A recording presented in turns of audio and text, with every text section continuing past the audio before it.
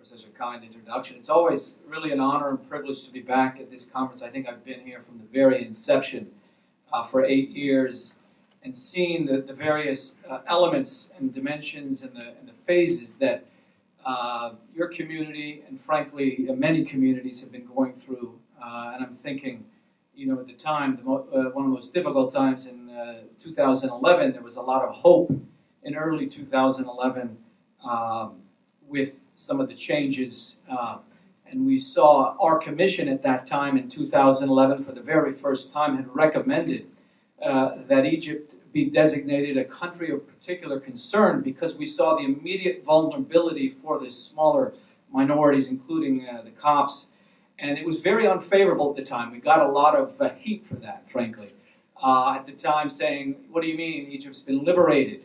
We have a new day, the Arab Spring, and so on.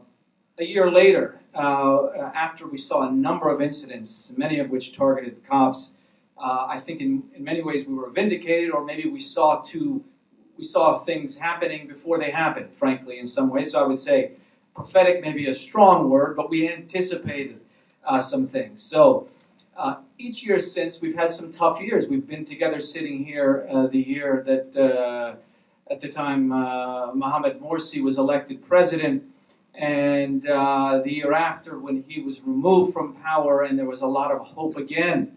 And a lot of hope put in President Sisi when you saw Pope Tawadros and Ahmed Al-Tayyib sitting there with Mr. Sisi after they had removed Morsi. Here we are now, almost 4 years later, and we've seen some horrific incidents. We've been tracking these very closely at our commission. In terms of the trends, what we do, as Commissioner Jolly was saying, we look our reporting at a one-year cycle from the date she talked about, really March 1st till the end of February. But we obviously are taking into consideration developments, larger context, but also trends as we've seen them.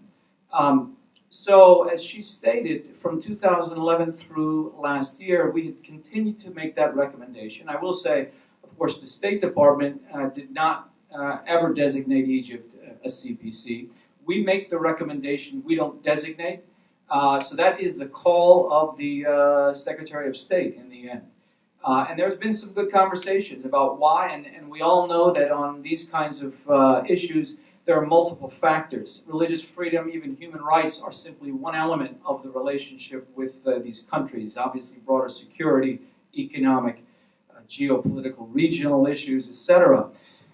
When we look each year, as we do, and the commissioners make their deliberations, we introduce all the different factors and elements, and we do have to take into consideration when we're looking at it based on the law that we use to make those recommendations. We look at what has happened on the ground, the policies, the laws, or lack thereof. And so when you look at this past year, and I say it specifically because I want to refer to a couple of things that many have dismissed, but I want to make a point here, and that has to do with President Sisi, on some of which people have said, well, he's gone to the Coptic Christmas Mass for the past 3 years now. Okay, that's good cosmetics, it's good PR. But did President Mubarak do that ever? What I'm trying to say is there are symbolic gestures that are symbolic, and they're just that. But there is something further there. In a way, you see an individual putting, in my view, his neck on the line. They've designated the Muslim Brotherhood a terrorist organization. There are some conservatives in the society who are not part of that entity, who are functioning, and there's good relationships with the president and his team. The reality is, what I've seen in tracking, there's been a number of statements, there's been a number of efforts. The rebuilding of the 50-plus churches that were massacred in 2013. I've seen efforts by the Egyptian government, but in terms of over a 4-year period to get those done, you all know, as many of whom are Egyptians, is really a fast pace as far as Egyptian time goes. So there does need to be some credit there. Now, Let me touch on, as was touched on, the law regarding the maintenance and construction of churches. Very controversial, even when it was approved by the Coptic Orthodox Church, the Catholic and Anglican churches came out and supported it. We all know there were other discussions behind the scenes. This was a public endorsement. The devil's in the details. We don't know how this is going to be implemented. The fact is, it got passed in the first year of this new parliament. Now, the other question is, how much credence do you give to the new parliament on some levels? But on another token, the fact is, it's actually moved and done that. The Constitution had called Article 235 for things to move. And in the first year, it passed that. So, again, let's wait and see. We saw a number of other things in terms of trends. The blasphemy law, been there, it hasn't gone anywhere. We started seeing a whole bunch of debate in the parliament, civil society. Should we get rid of this, or at least do something about that law? Should we take religion off the ID cards? Another hot button issue where there's clear discrimination there as to three religions or nothing else. If you're a Baha'i, you're a dash. And what is that? That's a target, right? At some level, if you're a dash, no one else has that dash. So at some level, there's been a debate, a discussion. Whether it's going anywhere, we have to wait and see. But in this year, we certainly saw some progress when you're looking at the human right of freedom of religion or belief, as we have to. We're not a commission on international human rights. If we were, there would be a completely different calculation. So at some level, there's a judgment that is made on a year-to-year basis. So what I want to encourage you all in taking this in is not put so much credence on this tool as a way of saying, well, they've been downgraded. That means they've been given a free pass. Well, guess what? They haven't been downgraded in the sense that our recommendations to our administration are very similar and even ramped up a bit, saying, look, we see a positive trend on this area. In some areas, there's still some troubling aspects, which we've documented in our report. We have a copy of that on the table. It's on our website as well. But at the same time, we're watching very closely to see where things are going next.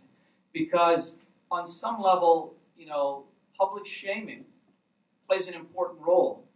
On some level, if you want to test a government, you want to see how serious they are. There can be a PR push on one level. On the other hand, where are you actually going to move on the policies? And so I think this is a testing period. It's unfortunate that since February, our reporting period, we've seen some horrific incidents.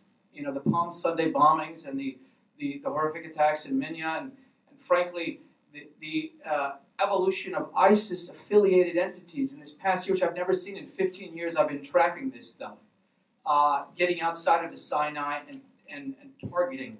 This is chilling to me. So this is another test for this government. How is it going to respond, and what is going to happen? Because this also gets into the toleration, another element. There's one thing about perpetrating egregious abuses, but the element is tolerating. Are you bringing people to account? Are you doing the best you can to prevent?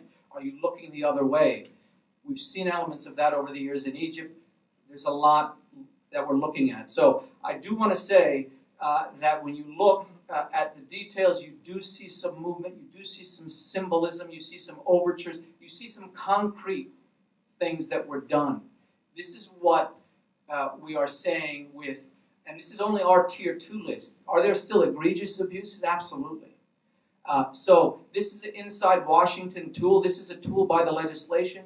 But if you look at the report, in addition to giving and acknowledging some of this progress, you see a lot of these issues that have a long way to go. And if these trends go in the wrong direction, you'll see a different report next year, and even maybe before then, as we're looking and updating our information on Egypt. So I think I'll leave it right there. But thank you again. It's always a pleasure to have a chance to be here at your conference. Thank you.